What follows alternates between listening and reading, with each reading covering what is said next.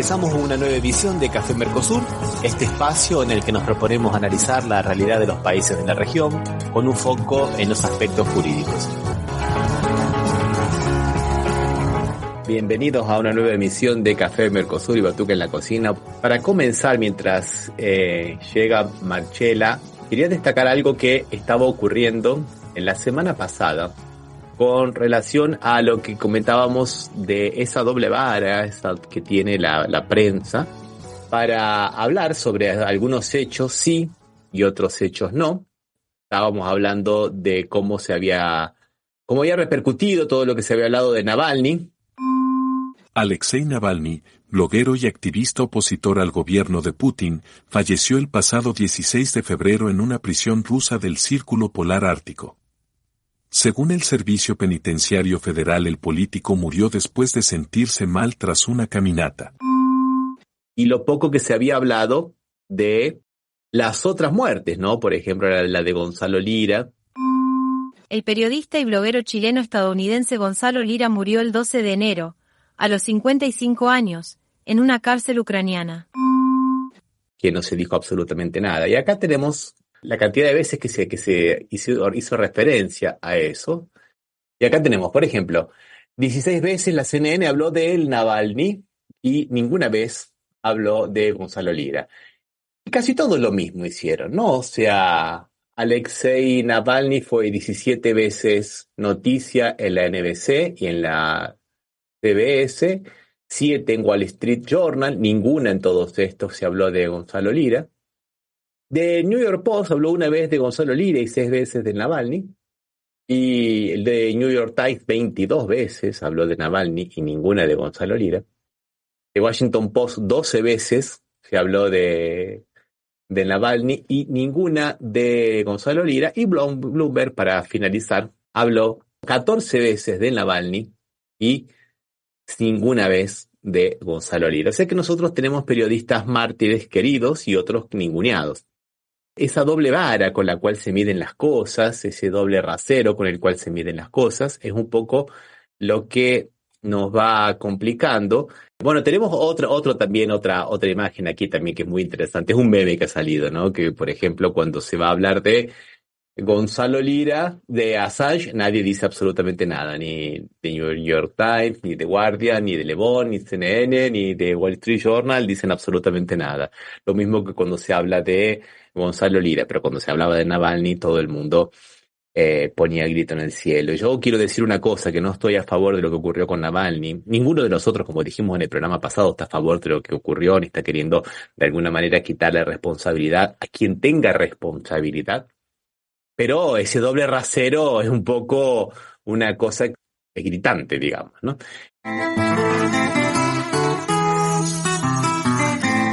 Y a ver, Marcela, ¿estás por ahí, Marcela? ¿Qué tal, Ramiro? ¿Cómo estás? Escuché que estabas presentando un poco del tema de hoy, de lo que vamos a hablar. Sí, y un poco haciendo una reflexión de lo que habíamos hablado nosotros, la editorial del programa anterior, que era este doble rasero de la prensa, y después vamos a verlo, después de la entrevista con Pedro Brieger, vamos a verlo cómo la prensa ataca también a AMLO, a Manuel López Obrador, ¿no? Y es una cosa complicadísima, cómo atacó lo que comentábamos, ¿te acordás en la entrevista que ya la vamos a poner con Pedro Brieger, de cómo atacaba la prensa a Lula también? Es un poco lo que se llama agenda setting, ¿no? Un medio dice una cosa y todos dicen lo mismo. Un medio no dice una cosa y todo el mundo no dice lo mismo, ¿no? Entonces es interesante eso, Marcela. Sí, totalmente de acuerdo. Y bueno, es eso también lo de los medios, lo que ha llevado lamentablemente a ganar o no presidenciales. No solo en Argentina, sino en casi todos los países del mundo. Porque también sabemos que en Brasil sucede eso, en Estados Unidos, bueno, en todos lados, en Ecuador también sucedió eso, en Colombia. Pero bueno, ya vamos a seguir adelante y esperemos, yo creería que la ley de medios debería ser una ley constitucional. ¿A vos qué te parece? Mundial, constitucional y mundial. Mundial, exacto, exactamente, mundial. mundial, sí, porque cuando yo lo hablé aquí con la ministra de Educación, Gloria Ramírez, de Colombia, cuando vino a visitarnos, justamente un compañero colombiano dice, es que esa sería una muy buena idea, ¿no? Porque también Petro sufría de los comentarios de los medios, obviamente. Porque libros de... Cuando uno hace cosas buenas y no pasa pautas, es normal que hablen mal los medios.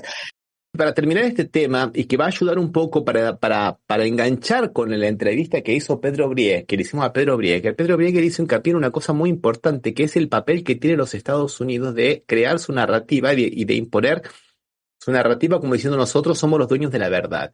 Y yo quería, hablando de la prensa y hablando del gran país de la libertad, supuestamente, que ellos se venden, yo quería poner un pequeño video para que nosotros veamos cómo se van censurando los libros de literatura en los Estados Unidos. ¿Qué te parece, Marcela? Dale, muy interesante. Porque libros de Hemingway, Stephen King, Gabriel García Márquez y hasta Isabel Allende fueron prohibidos en los Estados Unidos. Aclaremos esto. El sistema educativo de este país enfrenta la peor ola de censura de la década. Y es que desde el 2021 hasta la actualidad han sido censurados de todas las escuelas la lectura de más de 5.800 libros. La razón es que presuntamente estos libros en su escrito tienen material con referencias sexuales y contenido LGBTQ que no son apropiados para menores de edad. Algunos libros que ya han sido prohibidos son La Casa de los Espíritus de Isabel Allende, El cuento de la criada de Margaret Atwood, Juego de Tronos de George Martin, Crónica de una muerte anunciada de Gabriel García Márquez, Forrest Gump de Winston Groom, Carrie e It de Stephen King, El color púrpura de Alice Walker, Por quién doblan las campanas de Ernest Hemingway, La maravillosa breve vida de Oscar Wilde, autoría de Juno Díaz, Madame Bovary de Gustav Flaubert, La casa de Bernarda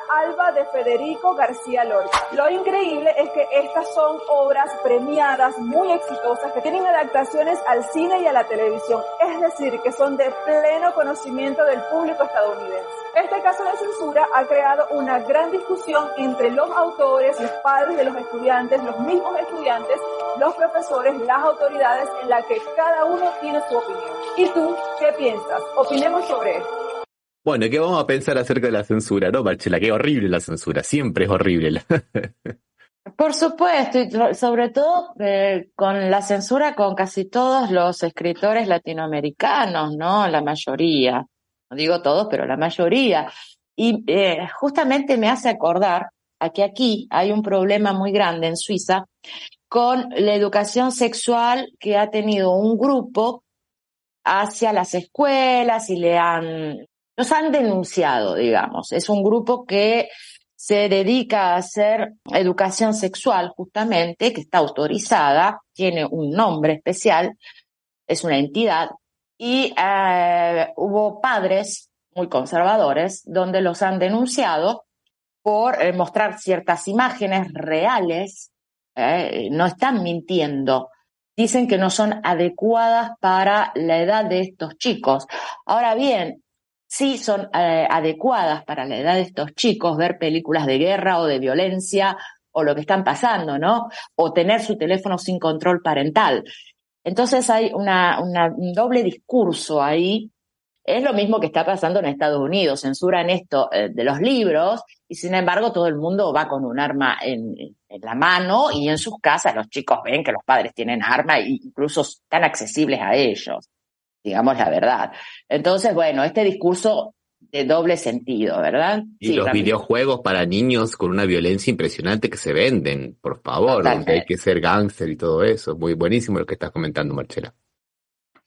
Claro que sí, claro que sí. Pero bueno, siempre ellos, como nos decía Pedro, que ya los vamos a escuchar, manejan, son los mejores del mundo, ¿verdad?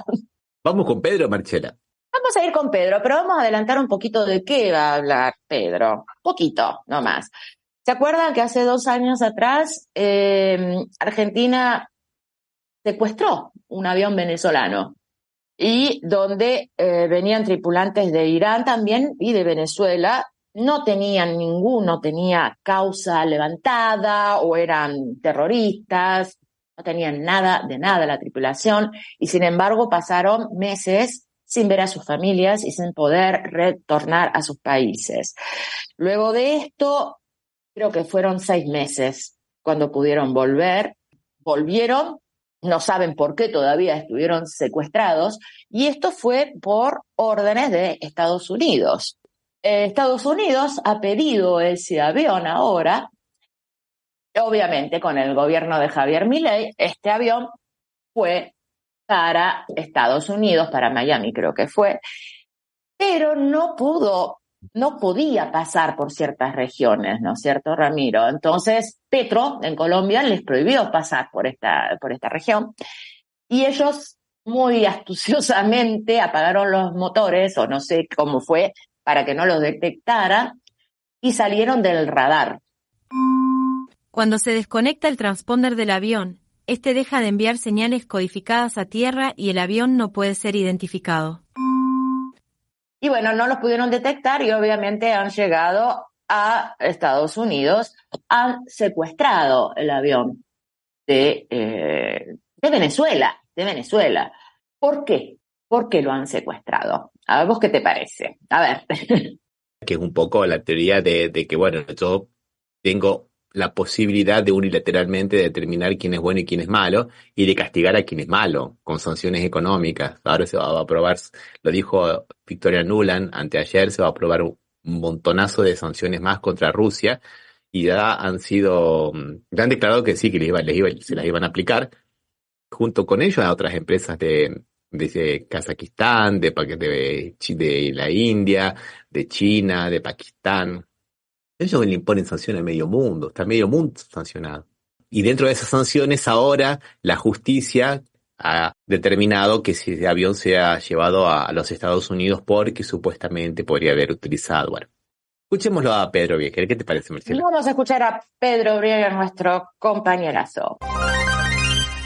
Bueno, estamos con nuestro invitado de hoy, Pedro Brieger, periodista de Nodal. ¿Qué tal, Pedro? ¿Cómo estás? Muy bien, un gusto estar con ustedes como siempre.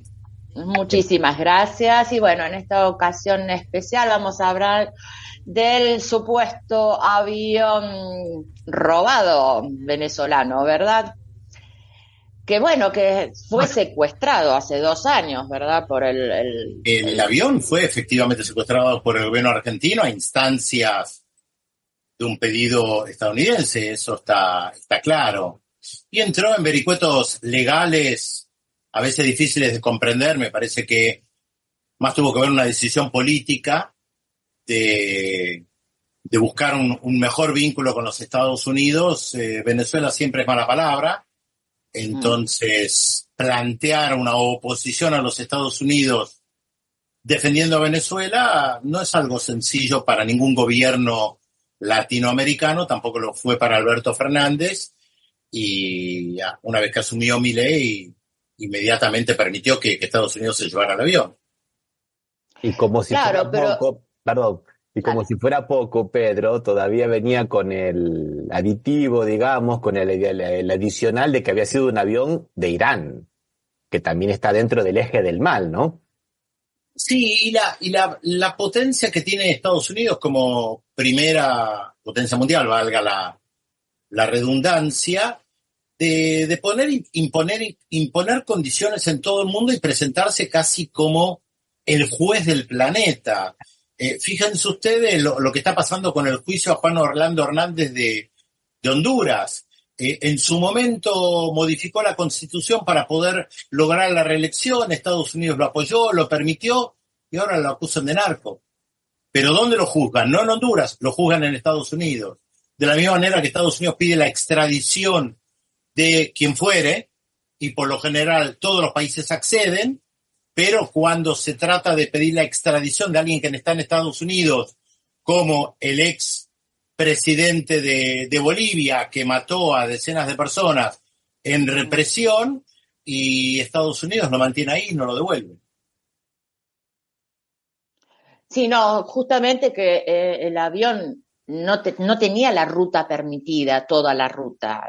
Petro en Colombia le dijo que no pasara por ahí, pero ellos apagaron el motor, pasaron incógnitos, digamos, y otros lugares, salieron del radar para que no los vean y llegaron hasta allá.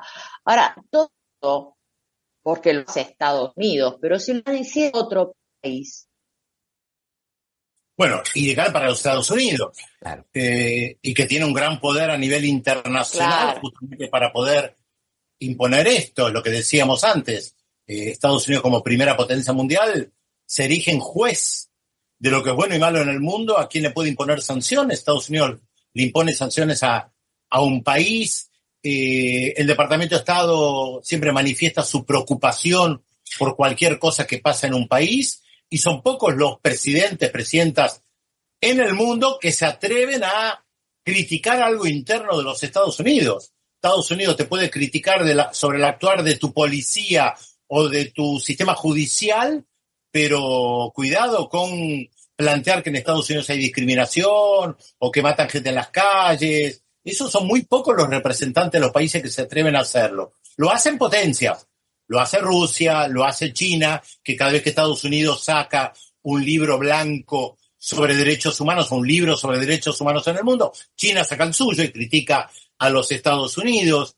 Pero recordemos que Estados Unidos todavía todos los años saca un documento de qué países se comportan bien o mal respecto al tema de las drogas, siendo que es el principal consumidor de drogas del mundo.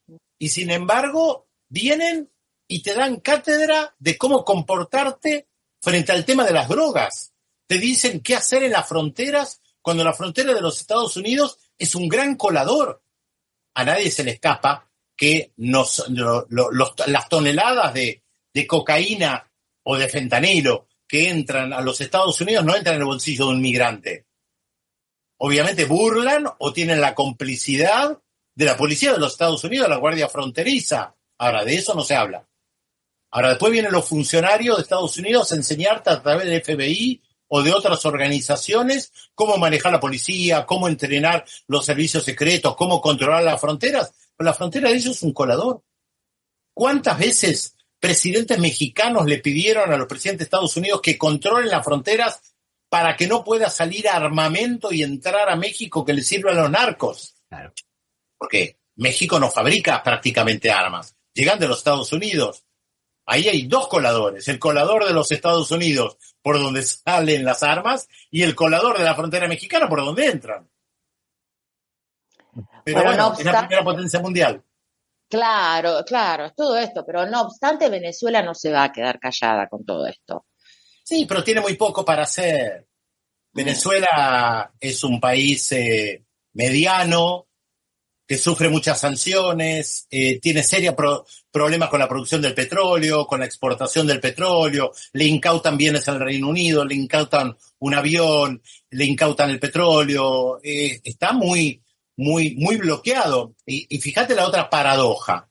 En Estados Unidos están viendo a través de las diferentes cortes si Trump se puede presentar a las próximas elecciones porque él incitó a la violencia y estuvo detrás de un alzamiento o una revuelta para tomar el Congreso en el 2022. Y se lo ve como, bueno, funciona el Poder Judicial. En Venezuela, María Corina Machado hoy es la principal figura opositora que ganó las primarias, la interna dentro de la oposición venezolana, y ella fue partícipe del golpe de Estado del año 2002 en contra de Hugo Chávez, y es presentada como una persona democrática. Yo no sé si ustedes recuerdan, pero en el año 2002, abril 2002, cuando fue el golpe en contra de Chávez, que lo destituyeron y después la movilización popular lo trajo de vuelta, hubo un documento que firmaron los golpistas, firmado, donde decían que Pedro Carmona era el presidente legal de Venezuela. María Corina Machado firmó ese documento. Firmó el documento que avalaba un golpe de Estado. Ahora, si no se le permite participar en el proceso electoral, eso no es democrático. Bueno, es quien maneja gran parte de los medios de comunicación, lo que es bueno, lo que es malo, la capacidad cultural, mediática que tiene Estados Unidos en todo el mundo es inobjetable, es inigualable.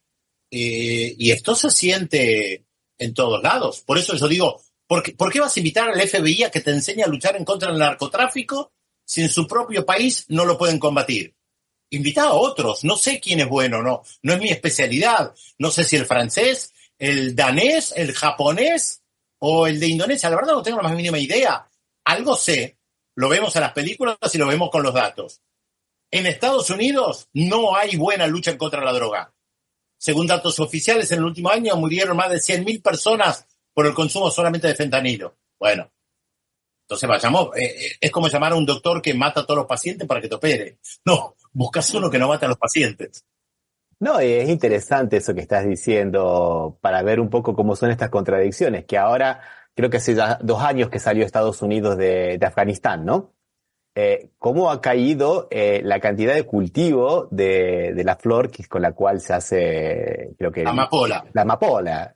Cayó muchísimo. Salieron de Estados Unidos. Sí, muchas veces se lo planteó esto, sí. Bueno, hubo la mujer de un embajador de Estados Unidos en Colombia, hace cosa de 20, 25 años, ya no recuerdo exactamente la fecha, se le había encontrado, creo que 1 kilo de cocaína sacando del país. Mira. Fue detenida, después creo que llegaron a un acuerdo. La esposa del embajador. Y además, lo que pasa es que ahora no necesitan mucho la amapola, ¿no? Porque han creado una droga sintética que es nociva para la población. Muy no. Sí, no conozco mucho de drogas, la verdad, como para poder opinar ni sobre la producción, pero sí conozco algunos de los datos que se manejan. Colombia tuvo el Plan Colombia manejado de los Estados Unidos en principio para luchar en contra del narcotráfico y Colombia no dejó de ser el primer exportador de cocaína del mundo. Pues algo falla ahí. Claro. Pues las propias series norteamericanas lo muestran. Sí. Y volviendo un poquito a Venezuela, ¿no? Venezuela, por un lado, esta cuestión del avión que le están de alguna manera, digamos, surrupiando, le están de alguna manera, que era muy necesario inclusive, ¿no? Para estar, inclusive, como habían dicho algunas autoridades de Venezuela, para repatriar a miles de compatriotas en el plan de aquellos compatriotas venezolanos que tuvieron que salir de Venezuela en determinado momento, que ahora están volviendo, ahora no tendrían el avión para hacerlo. Pero por otro lado también está otra embestida, ¿no? Digamos que hay un poco desde los Estados Unidos, medio camuflada con Inglaterra, que ya dejó, que es la cuestión del Esequibo, ¿no? De la Guyana Esequiba, que Inglaterra había mandado aquel buque de guerra, como había sido una ex colonia, la Guyana, pero que también está un poco en jaque también Venezuela con este otro tema, justamente donde están tallando las grandes compañías petroleras, ¿no? O sea, de última no son los países, son los intereses de las empresas, ¿no, Pedro? Exactamente, la Exxon, desde que se descubrió que Guyana tenía reservas importantes, no es casual que se haya recalentado el tema del Esequibo, esa zona front que Venezuela dice que le pertenece, Guyana dice que le pertenece, sin entrar ahora en el debate histórico. Me parece que no se puede comprender eso si no se toma en cuenta que hay reservas petroleras. Yo siempre cito un libro de un periodista, investigador, Daniel Yergin, un libro de unas 1000 páginas, La historia del petróleo, donde muestra claramente cómo Estados Unidos ha intervenido en diversos países y organizado golpes de Estado en base a documentos oficiales, que no revela nada, ningún secreto, en diferentes lugares. Irán en la década del 50 del siglo pasado, la lista es larga. Entonces, creo que ya hemos perdido la ingenuidad como para poder saber que si hay intereses de la Exxon en Guyana y si encima del otro lado tenés un gobierno que te plantea los derechos o los recursos petroleros, que ahí las grandes potencias, que también tienen la impunidad para poder intervenir de la misma manera que Francia o el Reino Unido intervienen en África, o Estados Unidos y el Reino Unido pueden bombardear Yemen y no pasa absolutamente nada. Claro. Quería hacer una pregunta un poco a continuación de lo que había estado comentando Pedro, que aquí en Brasil, así como se encontró ese petróleo en la región del Esequibo, que en realidad no es tanto en el territorio, sino en la plataforma marina. Por supuesto. Que es la plataforma marina subyacente a la del Amapá de Brasil, que ahora va a empezar a producir y que posiblemente sea tan rica cuanto esa. Se están haciendo los primeros estudios preliminares en cuanto a la viabilidad de la explotación. Y yo soy medio paranoico y conspiranoico, y justamente cuando apareció eso comenzó, digamos, macizamente la crítica de la prensa hegemónica hacia Lula da Silva. Porque parece que acá no pasó Bolsonaro, parece que acá no hubo 4 años, nos olvidamos de todo. Ahora, digamos, para los grandes medios hegemónicos de comunicación, el objetivo es Lula. Y eso se ha demostrado la última semana, donde se lo ha criticado aquí terriblemente, mucho, pero mucho más que lo que se lo ha criticado posiblemente en la prensa internacional, con relación a las declaraciones que hizo Lula con relación a lo que está ocurriendo en la franja de Gaza, ¿no? Y acá se ha, digamos, impuesto desde los sectores progresistas un hashtag, una frase: Lula tiene razón. ¿Cómo lo ves desde Argentina, Pedro? No lo veo desde la Argentina, yo siempre analizo el mundo de arriba. Perdón, sí. Muevo el globo terráqueo y voy mirando lo que pasa en el mundo, independientemente de donde yo esté en un determinado momento. Lula fue muy duro desde un primer momento. A ver, Lula criticó el ataque de Hamás el 7 de octubre en territorio israelí y fue muy duro después con la ofensiva que él denominó desproporcionada de Israel en la franja de Gaza. Dijo en las últimas semanas que se estaba provocando un genocidio, la matanza indiscriminada de mujeres y de niños. Obviamente eso no cayó bien en el gobierno de Israel. En la gira que realizó por Etiopía, por Egipto y Etiopía, y en su charla ante la Unión Africana lo reiteró, en sintonía con la Unión Africana y con la Liga Árabe, las críticas a Israel, pero agregó algo que tiene que ver con el tema de Hitler, el nazismo, holocausto, y ahí, a mi juicio, se metió en un problema. Primero porque no tiene sentido comparar. El nazismo fue el nazismo, punto. Salvo que quieras hacer un debate teórico sobre las características del nazismo, del fascismo.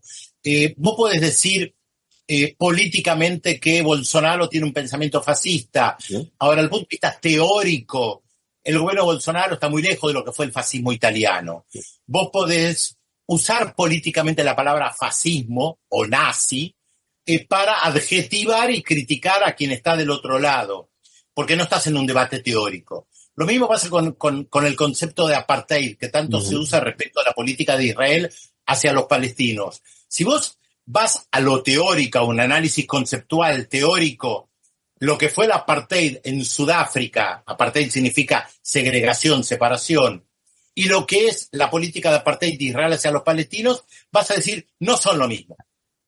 Hay características diferentes. Ahora, políticamente, puede decir que son lo mismo. Pero ahí yo marco siempre la diferencia. No es lo mismo un debate académico entre intelectuales, donde buscamos cada palabra. La dictadura argentina del 76 era fascista. Conceptualmente, teóricamente, no. Claro. Ahora, vos podías decir que era una dictadura fascista por la represión, por las características, y sí, pero tomás al fascismo como sinónimo de represión indiscriminado, de acallar sindicatos, prohibir partidos políticos. Ahora, eso es una de las características del fascismo. El fascismo es más que eso. Entonces, son dos ámbitos diferentes. Cuando Lula plantea el tema de holocausto o Hitler está haciendo, o Israel está haciendo con los palestinos lo mismo que Hitler hizo con los judíos, no es lo mismo. Ahora, yo entiendo que él quiere provocar, puede ser cuestión de Lula, no sé por qué querrá provocar, fue un desliz o lo que fuere, pero me parece que el problema con eso es que se cambia el eje. Entonces le caen a Lula sobre el tema de Hitler, holocausto, nazismo, en vez de tomar lo más profundo que viene señalando Lula, y es que Israel bombardea de manera indiscriminada civiles, matando mujeres y niños. Califiquémoslo de genocidio o no. Eso también es parte de un debate, genocidio o no. Políticamente se usa muchas veces la palabra genocidio. Por eso digo que no es lo mismo lo conceptual teórico que lo político. Ahora, Lula mueve el avispero. No es cualquier persona, está claro. Está claro que el lobby pro-israelí dentro de Brasil lo va a criticar. Está claro que el Estado de Israel lo va a criticar. Pero no lo critican por la comparación, Lo critican porque él está justamente denunciando el bombardeo indiscriminado. Lo critican o lo declaran persona non grata porque Lula habla de un Estado palestino. Y el gobierno de Israel no quiere de ninguna manera saber de un Estado palestino. Lo critican porque Lula pide alto el fuego. Eso es lo más importante. Después, si es holocausto, no es holocausto, si es nazismo, si no es nazismo, si es genocidio, no es genocidio, no es eso lo central. Lo central es lo que critica Lula y que Lula pide una solución política negociada. Y que el gobierno de Israel no está dispuesto a eso. De hecho, el propio Netanyahu lo dijo en más de una oportunidad. Sean las críticas que fueren, o haya las críticas que haya, nosotros vamos a continuar hasta destruir a Hamás. Si lo logran o no es otro cantar, no lo sabemos. Pero Lula lo que está diciendo es alto el fuego. Ahora, en la reunión del G20, Eso. por lo menos Blinken, el secretario de Estado de los Estados Unidos, y Lula, parece que en sus declaraciones se pusieron de acuerdo por lo menos en la necesidad de una solución política entre palestinos y israelíes y volvieron a hablar de un Estado palestino. Claro. ¿Cuánto eso influye hoy sobre Israel? Yo creo que poco y nada. A eso justamente te iba a preguntar, a partir de esta declaración creo que fue una declaración en conjunto de los ministros del G20, que los dos estados, Palestina e Israel, y ahora me acabas de responder que crees que desde tu punto de vista, que yo sé que sos un gran conocedor de la materia, no le va a hacer mucha mella al gobierno de Netanyahu. No, yo creo que no. Netanyahu lo ha dicho. Aunque me critique todo el mundo y me diga que pare la guerra, yo no la voy a parar. Yo creo que la va a parar más por la presión interna que puede haber, pero todavía falta mucho. No sabemos qué pasa con las personas secuestradas por Hamás. Cuántas están vivas, cuántas no. ¿Qué efectos puede tener eso en la propia sociedad israelí? Que un sector importante le pide negociar para liberar a las personas secuestradas. No es lo mismo que Israel logre liberar a todas las personas secuestradas en una operación militar como logró liberar a 2, que se mueran todos, o ya estén muertos, o fracasen en un intento por liberarlos. Hay muchas circunstancias que no podemos prever hoy en día. Pero me parece que Lula, con lo que dijo y que recibió el apoyo de Petro también, el presidente de Colombia, está marcando agenda, porque Lula tiene un peso en la política internacional, no es un país cualquiera. Una preguntita. Yo sé que nosotros vivimos en burbujas y en mi burbuja llega por lo menos videos e informaciones de que hay por lo menos una vez por semana miles de personas manifestándose en Israel, personas que viven en Israel, contra el gobierno de Netanyahu. Y yo sé que es así, eso procede, es así. Sí, sí. No es solo información de burbuja. No. Esto, bueno, el año pasado, hasta octubre, hasta el 7 de octubre, había manifestaciones masivas todos los sábados pidiendo la renuncia de Netanyahu. Cesaron por un tiempo hasta que surgió un nuevo movimiento de familiares de las personas secuestradas pidiéndole al primer ministro Netanyahu que ponga fin a esta situación y que logre la liberación de las personas secuestradas. Claro. Pero no por la vía militar. Yo no soy un experto en temas militares, pero muchos expertos militares en Israel dicen que es imposible que Israel logre destruir a Hamás, salvo que ocupe y arrase con la Franja de Gaza. No lo sé. A mí no me gusta especular. Uh-huh. Lo concreto es lo que sabemos. Hoy Netanyahu dice que va a continuar. Hoy las negociaciones entre Israel y Hamás, sea con la intermediación de Egipto o de Qatar, avanzan, retroceden. Han pasado 4 meses y Hamás tiene todavía muchas personas, más de 100 personas secuestradas el 7 de octubre. La situación es complicada, eso no cabe la menor duda. Y esta decisión que tomó un poco, creo que a las apresuradas, Milei, cuando fue de decir que apenas mal se había puesto un pie en Israel, de decir que iba a llevar la embajada de Argentina de Tel Aviv a Jerusalén, y después tuvieron que volver. Creo que fue una gran gafe internacional, ¿no? No es una postura apresurada. Milei lo dijo durante la campaña electoral. Hace años que viene planteando su vínculo con el judaísmo, quería visitar Israel, uh-huh. Se mezcló lo personal con lo político, sin lugar a dudas, y acá está lo complicado, porque obviamente Milei puede adherir a la religión que quiere, y si quiere hoy hacerse judío está en todo su derecho, claro. Y si quiere ser Hare Krishna está en todo su derecho, y si quiere convertirse a cualquier religión está en su derecho. El tema es cómo incide eso en la política de un país.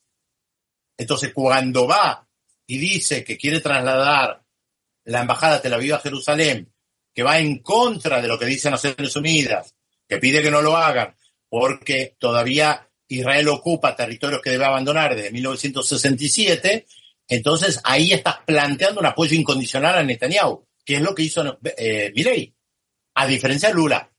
Ujú. Lula plantea la paz, alto el fuego, paz entre israelíes y palestinos. Milei, con su apoyo incondicional a Netanyahu, está planteando la continuidad de la guerra.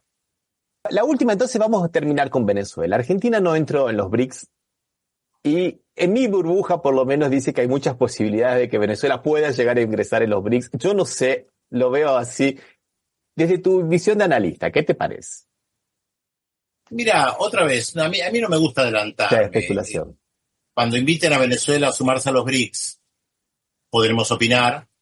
Hasta ahora yo creo que no hay una invitación oficial a Venezuela a sumarse a los BRICS. Por lo tanto, no podemos responder a algo que no existe. Sabemos que la Argentina había sido invitada, que Milei una de las primeras decisiones que tomó es decir, no me sumo a los BRICS. Sabemos que tiene que ver con un mundo multilateral que se planteó también en el G20, y hay gobiernos como el de Milei que deciden aliarse de manera casi incondicional con Israel y Estados Unidos. Bueno, el BRICS plantea otra cosa. Brasil, Rusia, India, China, Sudáfrica, más la sumatoria de otros países, te marca que se busca un mundo multipolar. En la visión de Milei eso no existe. Bueno, vamos a despedir a nuestro invitado, le vamos a agradecer enormemente y las puertas del Batuque y del Café están siempre abiertas para vos. Muchísimas gracias y saludos aquí te manda saludo Carolina Acuña desde Ginebra, mira. Y vamos a invitar a que sigan todos los días el portal nodal.am. También que hagan aportes para Nodal. La situación hoy es muy complicada para nuestro portal. Necesitamos el apoyo de todas las personas que participan con ustedes, que nos apoyen económicamente a Nodal, porque si no, no va a poder subsistir Nodal. Claro que sí, claro que Totalmente. sí. Un gusto, Pedro, como siempre. Te mando un abrazo. Muchísimas gracias. Chao, chao.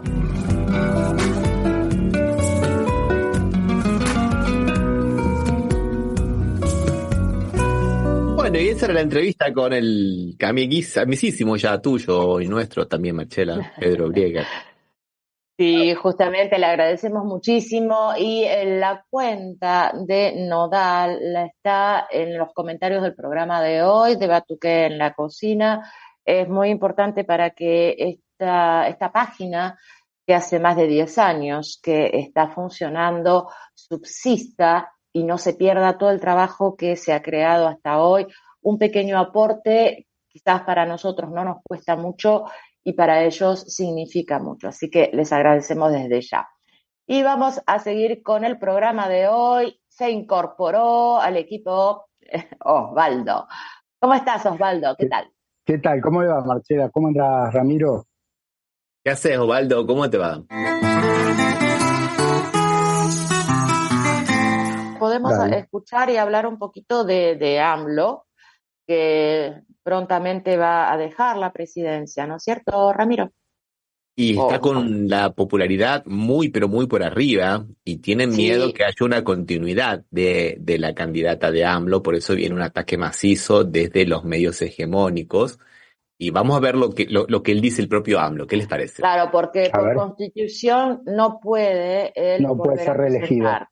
Nadie, ningún presidente en México puede ser reelegido. Si no, seguramente sería reelegido. Sí. Exactamente. Investigación de autoridades estadounidenses basada en testimonios de informantes y transferencias de dinero indagó alegatos en que aliados cercanos al presidente se reunieron con carteles de la droga y recibieron millones de dólares del narco. Al final la investigación fue cerrada, igual que la otra, ¿no? Pero esta fue reciente. Fue cerrada luego de que las autoridades estadounidenses reconocieron que podría provocar un conflicto diplomático con México. O sea, nos tuvieron miedo, porque a México se le respeta. En caso de que sea la primera vez que escuchan de esto, ¿qué opinión les merece? Nada, de que ustedes son unos falsarios. Es una cuestión sistemática de querer asociar a los presidentes populares, es decir, por ejemplo, con el narcotráfico. Acá con Brasil se trata de hacer una asociación con Lula, con el narcotráfico, agarrada de los pelos de cualquier manera. Entonces, por ejemplo, el que es el ahora juez de la Corte Suprema de Justicia, que era el ministro de Justicia y era gobernador de Maranhão, Flavio Dino, fue a Río de Janeiro a una favela a hacer un acto político y dijeron que eso ya era motivo de que como él entró sin seguridad, lo cual era mentira, entró con seguridad, como él entra libremente en la favela es porque tiene pacto con el narcotráfico. Pero cualquier cosa, porque esa es lo que hacen, ¿no? O sea, tratar de construir sobre la narrativa de la guerra a las drogas esa asociación con los líderes del narcotráfico. Lo mismo han hecho con Petro, que también dijeron que los narcotraficantes le habrían pagado la campaña, no lo consiguieron hacer en Argentina también, pero es una clásica y cuando vamos a ver las noticias es humo, no hay nada.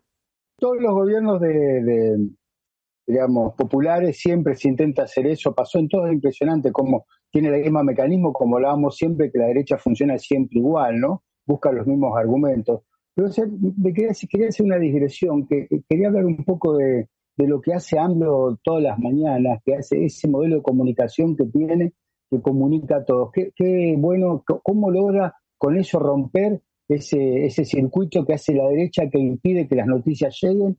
Él los obliga a todos que le tengan que preguntar, que ir. O sea, qué modelo de comunicación que sería bueno que se experimente de nuevo, ¿no? Yo creo que nunca hacía algo parecido era Chávez en Venezuela cuando era presidente. Pasa que era un poquito más larga la de Chávez todavía, las charlas que él tenía. Café con el presidente creo que se llamaba. Acá Lula está haciendo unas, pero no están muy buenas. ¿No? Y es efectivo lo que hace AMLO, muy efectivo, a tal punto que miremos ahora cómo, porque después que él creo que él dijo quién era la corresponsal del periódico New York Times que había inventado esta mentira, este bulo, y bueno, y ahí pusieron el grito en el cielo, ¿cómo nos va a deschavar? Pará, no nos podemos deschavar. Entonces ahí AMLO dice que la prensa se siente una casta divina. Y escuchémoslo, bien. Dale. A ver, dale. Como una casta, ¿no? Divina, privilegiada. Ustedes pueden calumniar impunemente, como lo han hecho con nosotros, como se hizo ayer, como lo dimos a conocer ayer. Y no los puede uno tocar, ni con el pétalo de una rosa. Pero el teléfono, sí, el teléfono que dio a conocer es el teléfono personal. ¿Y qué pasa cuando esta periodista me está calumniando y me está acusando? De eso en este país. ¿Cómo no? ¿Cómo no? No, pero también la calumnia me está vinculando a mí, a mi familia, con el narcotráfico, sin pruebas. Pero el teléfono personal, hay una ley que impide que usted dé a conocer este teléfono. Sí, pero antes de eso, por eso hablo de la paja en el ojo ajeno y no la viga en el propio. Es muy efectiva lo que está haciendo, porque los desenmascara, los pone al desnudo. Esto ustedes están haciendo. Ay, bueno, pero un teléfono personal, publicaron el teléfono personal que, ¿viste? Pero bueno, pero miren lo que hicieron ustedes están calumniando, Exacto. Están hablando de narcotráfico. Están hablando que el narcotráfico pagó la campaña electoral, o sea, no es fácil, no es de, digamos, una cuestión baladí, ¿viste? No quería usar esa palabra, pero bueno. Y me recordaba de lo que pasó acá en la Argentina, que también está prohibido dar el teléfono particular, y pasó con la que era jefe de fiscales acá en el gobierno nacional. Claro, Gil Carbó, publicaron el teléfono de ella y los hijos menores, la prensa, y la prensa no dijo nada. O sea, esa provisión parece que funciona para los demás y no para la prensa. porque ya todo el mundo se olvidó de lo que pasó. Pero un diario, el de más tiraje de Argentina, publicó el teléfono de los hijos menores, las hijas menores de Gil Carbó. Qué importante, cómo pone el punto, el acento, hablo de una cosa que nos atañe a todos los países latinoamericanos. Y me estás haciendo acordar, Osvaldo, cuando Lanata, Jorge Lanata, periodista del Grupo Clarín, salía a decir el nombre de los hijos de los camaristas que iban a votar en la causa contra Cristina Fernández de Kirchner, decían en qué colegio iban, y llamaba a que los compañeritos lo escracharan a los hijos de los fiscales, de los jueces camaristas. De los jueces camaristas laborales, sí. Viste, una cosa terrible, viste, porque ellos atacan como soldados de guerra y se defienden como doncellas de la torre de un castillo, viste, son puras castas impolutas, viste. Son terribles. Y no tienen la misma regla para ellos que para los demás, ¿no? Por eso es importante la aclaración que hace AMLO diciendo que parece que para ellos son intocables, ¿no? Y ya que estamos con Argentina, ¿qué les parece si escuchamos un pequeño video para la otra que hicieron también los medios de comunicación ahora, relacionado con la mentira con Grabois? ¿Qué les parece? Lo escuchamos y lo comentamos. A ver, dale. Sí, dale. Importantísima. Juan Grabois, dirigente social y político argentino. Es fundador del Movimiento de Trabajadores Excluidos, de la Confederación de Trabajadores de la Economía Popular. La tapa de La Nación, inventando, difamando, diciendo cosas que son absolutamente mentiras, atribuyéndome manejo de fondos públicos con los que no tengo absolutamente nada que ver porque no fui funcionario. Una serie de clásicas operaciones de difamación, de calumnia, de creación de odio. Y me toca ir a Misiones, estoy en el aeropuerto, me toca ir a Misiones a participar de un acto para organizar la resistencia y construir la alternativa a la deshumanización de la Argentina que nos promueve y propone este gobierno. Y la verdad es que si ellos lo que intentan es callarnos, amedrentarnos, disciplinarnos, ablandarnos, no lo estarían logrando. Están logrando absolutamente todo lo contrario, nos están templando. Yo camino por la calle, voy en tren, en subte, en colectivo y en avión. Y la verdad que recibo mucho cariño, alguna gente que me mira así más o menos, y cada tanto aparece una persona desequilibrada, con problemas emocionales, que por ahí se enoja, putea, y me la banco, me la recontrabanco como se la bancan todos nuestros compañeros y compañeras, porque somos conscientes de que nosotros vamos a batallar con la cabeza, con el corazón y con las manos, por una patria justa, libre, soberana, por una Argentina humana. Solamente quiero decir una cosa más. Lo que ellos llaman curros, en muchos casos son derechos sociales. Los fondos fiduciarios, las cajas. ¿Qué es el procrear? Un fondo para hacer viviendas sociales. ¿Qué es el progresar? Un fondo para que los pibes puedan estudiar. ¿Qué es el fondo de incentivo docente? Un fondo para que los maestros y maestras que educan a nuestros pibes puedan ganar algo que los saque de la miseria. ¿Y qué es el famoso fondo de integración sociourbana? Es para urbanizar, es para urbanizar barrios populares, para que la gente tenga agua, luz, cloacas, que puedan mejorar sus viviendas. Y la verdad me puse a estudiarlo. La gente que lo gestionó en el gobierno anterior, de gente que yo conozco y que promuevo y felicito, lo hizo con transparencia, lo hizo con honestidad, lo hizo con eficiencia, hizo 1.500 obras de integración urbana, 300.000 soluciones para una nueva pieza en las casas donde había hacinamiento crítico. Imagínense 300.000 familias que pasaron de tener una casa donde había 8 o 9 pibes en una habitación a poder dividirla en 2 habitaciones. Claro, el que no sufrió nunca y no tiene sensibilidad no se da cuenta. Y un montón de otras cosas. Me parece que hay algún Sturzenegger por ahí, o algún Caputo, o alguna Petovelo, que efectivamente son ellos los que quieren manotear esa caja para, en vez de urbanizar barrios, hacer alguna que otra cosa. Yo espero que la política siga en manos de la actual gestión. De hecho, Pareja o Paraja, que es el actual secretario del área, a quien no tengo el gusto de conocer, dijo, y esto no aparece en ninguna nota, que el fondo fue manejado de una manera transparente, eficiente, que es una política muy buena y que va a tener continuidad. Bueno, ojalá que diga la verdad. Y si no, lucharemos para que haya tierra, techo y trabajo para todo nuestro pueblo. Les mando un abrazo grande, disculpen la extensión, y para todos los compañeros, amigos, familiares que estaban preocupados por este hostigamiento, les digo, nosotros estamos enteros, estamos mejor que nunca, porque estamos firmes en nuestras convicciones y tenemos que estar bien porque nuestro pueblo está mal. Y eso se le exige un dirigente, a un cuadro, un militante popular. Al mal tiempo, más lucha y mejor cara. Bueno, ese era Juan Grabois, que lo acusaron en la tapa de los periódicos, en los dos primeros periódicos, pero creo que salió más periódicos, Osvaldo, vos ayúdame. La Nación y Clarín fueron... Dijeron que eran los fondos de Grabois. Uno dijo que Grabois había manejado 244 millones de dólares en el gobierno anterior en la caja. Al otro periódico, no importa cuál, yo sé cuál es, pero no importa cuál, porque trabajan igual, entonces podría haber sido. Le pareció poco y dijo que eran 1.244. Le metió un uno más. Un uno adelante. Ya que estamos, ¿por qué no? ¿Viste? Sí. Una locura absoluta. Y Grabois no fue funcionario, eran personas que pertenecían a los movimientos sociales, los cuales están de alguna manera relacionados con Grabois y que trabajaban, hacían las obras, efectivamente.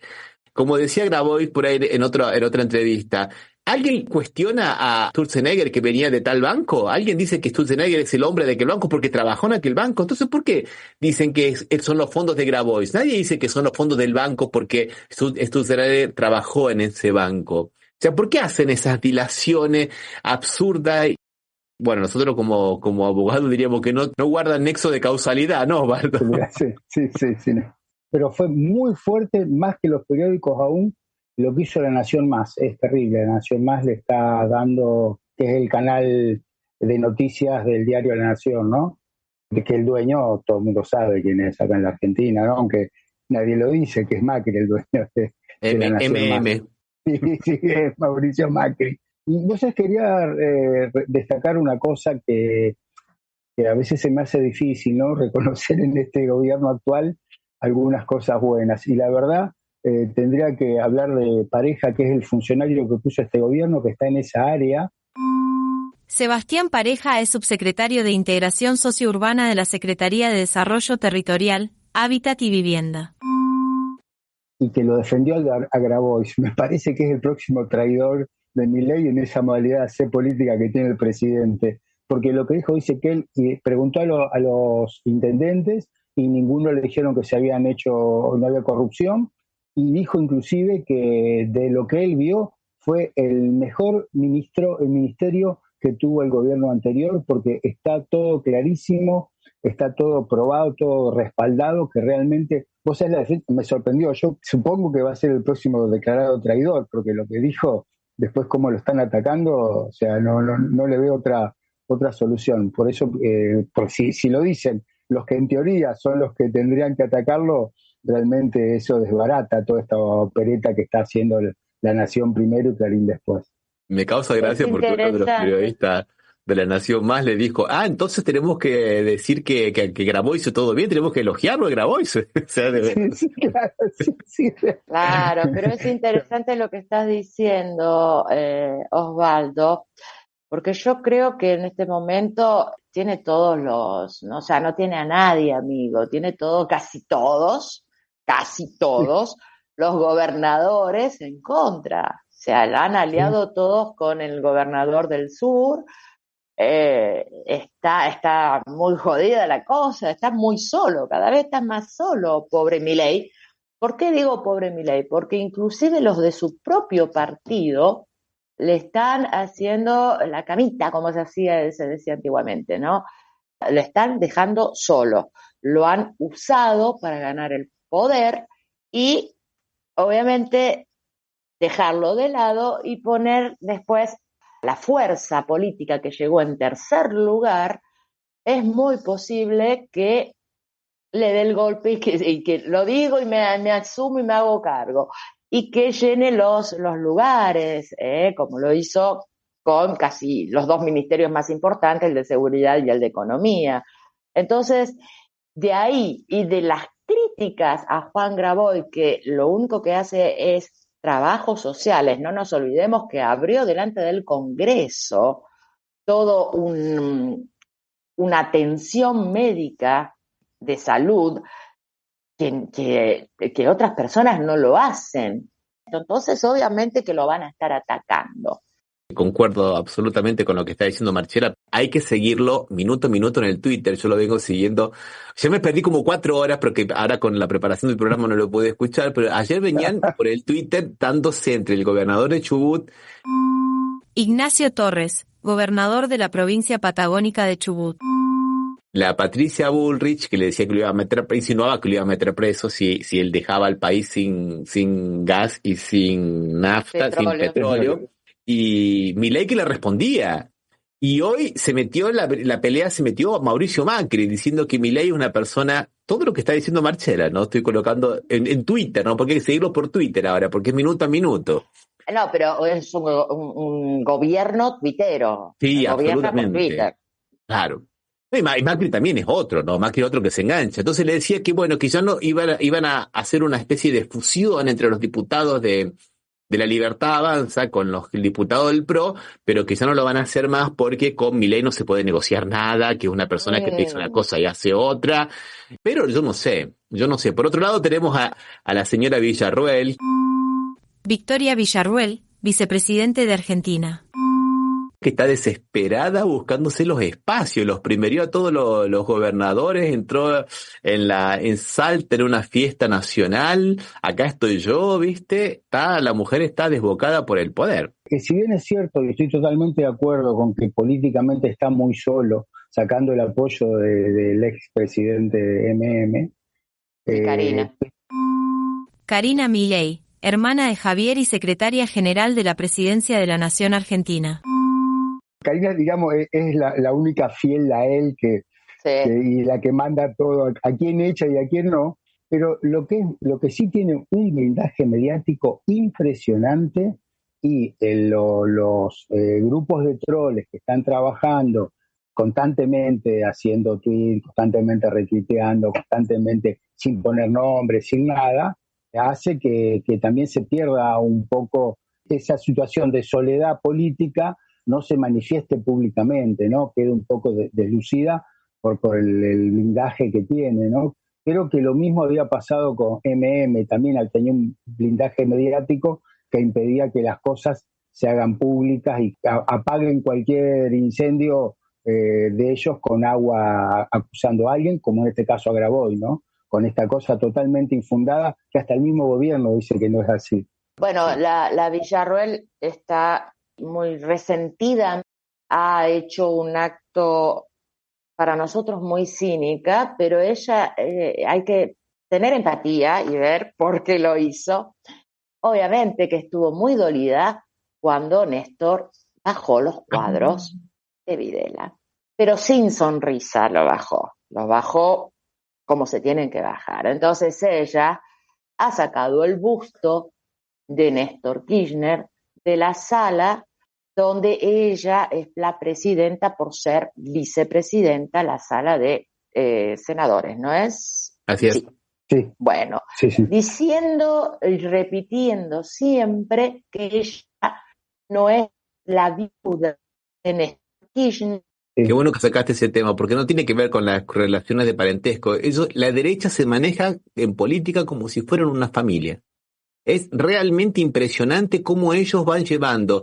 De alguna forma, esto es una cosa mía, yo creo que es un poco una cuestión de que se creen reyes más que representantes del pueblo. Quieren mezclar lo familiar con lo político. Bolsonaro ha hecho eso, lo mismo Trump y todo lo demás.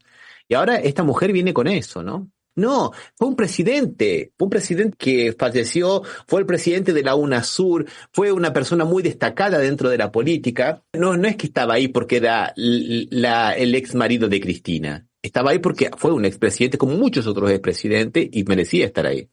Sí, obviamente. Aparte también sacó el de Perón, creo que también. Es lo mismo que pasó en el 55, ¿no? Sí. Están haciendo casi lo mismo. Yo por eso a mí ella sí me da mucho miedo. Y si este gobierno se va, se tiene que ir todo entero. A todos nos da miedo, Marcela. Sí, obviamente. Más miedo que el presidente. Pero quisiera rescatar una cosa que vos dijiste y que yo no lo había advertido, así que te lo agradezco, que hagas la comparación lo que pasó con los militares y lo que había pasado con Néstor Kirchner. Ella lo sacó entre gallos y medianoche al busto. Néstor Kirchner, pudiéndolo sacar sin que sea público, lo hizo de manera pública y el jefe del ejército le dio la orden, como en realidad el jefe del ejército es el jefe de las Fuerzas Armadas, perdón, Ujú. era el presidente Néstor Kirchner, le ordenó al jefe del ejército que lo baje de manera pública los cuadros. Lo cual, o sea, las formas sí importan, no es una cuestión, puedo usar luego la palabra, Ramiro, baladí. Es una cosa muy importante que uno sienta que las formas son las que se imponen. Porque lo podía haber hecho tranquilamente, lo sacaba, nadie decía nada, pero no, lo hizo de manera pública. Y esta mujer lo hizo entre gallos y medianoche. Claro, es muy importante lo que estás diciendo. Claro que sí, porque sabe que no lo tenía que sacar por todo lo que Néstor hizo y por todo lo que él representa. Yo creo que Néstor representa mucho más que Cristina, sinceramente. Mucha gente se volvió a ser peronista o se hizo peronista con Néstor, y bueno, y donde ya un país estaba en ruinas, en donde no había más esperanza, después de haber tenido tantos presidentes interinos en 2 semanas, en una cosa así, él dio mucha esperanza al pueblo y el pueblo podía comer, se podía ir después de vacaciones. Derechos humanos, Argentina fue y es, esperemos que siga, muy reconocido internacionalmente.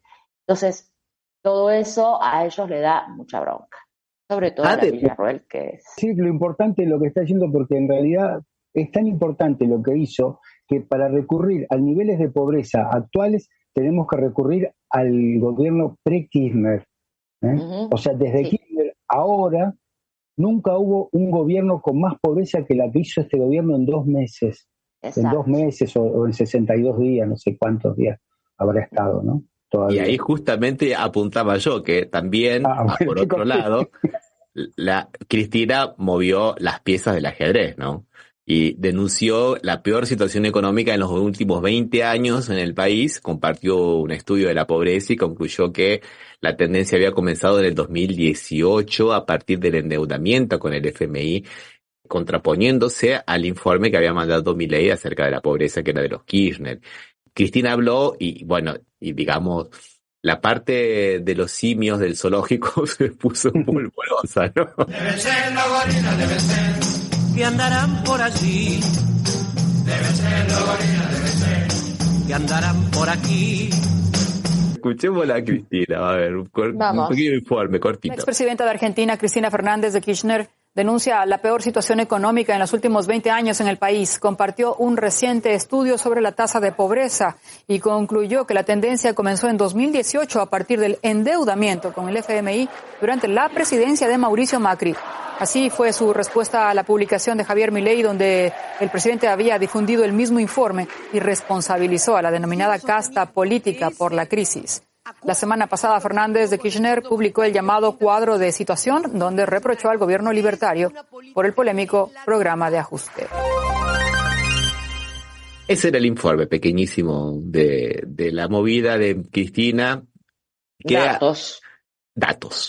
Algunos cuestionan uno que otro dato, no, porque esto no estaría bien correcto, pero todo el mundo habló, todo el mundo tuvo que posicionarse y de alguna manera rompió el silencio y pasó a ocupar el centro de la escena política. Y bueno, y Villarroel hace lo que puede, baja un busto, ¿viste? Lamento, no le da para más. Y esperemos que no pueda más, Ramiro. Exacto. Esperemos que pueda. Por ahora sí puede y baja un busto. Sí. No le demos más poder o que no se agarre más poder, porque puede ser muy atroz. Es muy cínica esa mujer. Es muy Se nota que la quiero mucho, ¿no? Se nota. No, yo también, te digo la verdad, estoy Es que a mí a veces hasta Milei, aparte de que es un desequilibrado mental, porque se ve como él habla y todo, a mí a veces hasta me da pena cuando le hace ciertas preguntas y él responde como un niño. Me da pena por la persona, ojo, no me da pena porque se postuló a ser presidente, digo, loco. Si te hubiese quedado como panelista, estás bárbaro, ¿viste? Actúa como quieras. Pero a veces me da pena como persona, lo digo. Ahora, ella no, ella me revolta mucho. Yo escribí un artículo que se fue publicado en la revista de Puño y Letra, lo pueden buscar por ahí, mal ganó Milei, ¿no? Que cuidado con la vice, que ahí estaba el verdadero peligro en la vice. La revista de Puño y Letra Web, que la pueden buscar así, de Puño y Letra Web. Y la última que vamos a decir ahora es Reculando en Chancleta, es un refresh que tiene que ver con Ecuador, con Noboa, el presidente Daniel Noboa, que después que Rusia amenazó no comprarle más bananas, dijo que él nunca había querido mandar la chatarra a Rusia, porque Rusia era un socio comercial muy, pero muy bueno, y que él no iba a cometer esa cosa, y que lo dijo... Y que quería seguir comiendo bananas. Claro, mandando banana, Para nuestra sorpresa, los Estados Unidos comunica públicamente de que eso iba a ser llevado para el conflicto armado en Ucrania. Nosotros no queremos ser parte, ¿viste? No queremos ser parte, indicó Noboa, quien había afirmado que las armas rusas que pretendía entregar eran chatarras. No queremos triangular armamento, dijo Noboa, y resaltó que Rusia además tiene razón en sus reclamos sobre el polémico tema. Reculando en chancletas, compañero, ¿no? Se lo copió a Milei el regular en chancletas. Bueno, dejemos por acá, creo que hemos tenido un programa un poco diferente, con una entrevista maravillosa a Pedro Briega, ¿no? También queremos saludar a la radio FM Impacto de Villa Gobernador Galvez. Queremos también saludar a nuestra compañera Milagro Salas, que fue su cumpleaños el día martes, a nuestra compañera Cristina Kirchner, que fue su cumpleaños el lunes. Vamos a ir dejando por aquí. Muchísimas gracias a todos y todas los que nos están escuchando. Un abrazo muy grande a todos y todas. Un abrazo, hasta la próxima. Un abrazo a todos.